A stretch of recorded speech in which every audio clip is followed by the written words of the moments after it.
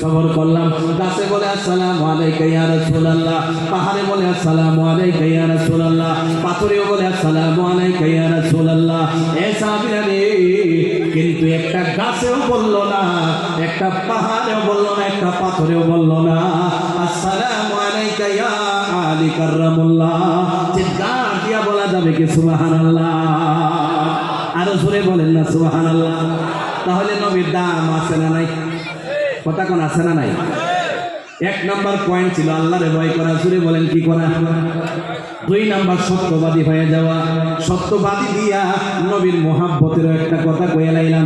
এখন মুসলমান এই যাওয়া যায়নি, আরে যাওয়া যাই কইতেছে। আসলে ইরাদা পাক্কা নিয়ে কইতেছেন না টাইম পাসের লাগিয়া?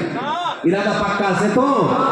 আরে মুসলমান শুনতে চাই, যত কষ্টই হোক আমি চাইবো যাতে আরো 10-15 মিনিট বলতে পারি, নাকি কোন? আর 10-15 মিনিট বললে অসুবিধা হবো?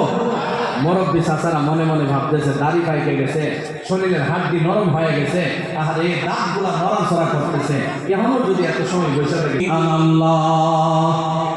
3 নাম্বার পয়েন্ট, আল্লাহ রাব্বুল আলামিন বলে নিশ্চয়ই আমি আল্লাহ। জুড়ে বলেন কেডা কইতেছে?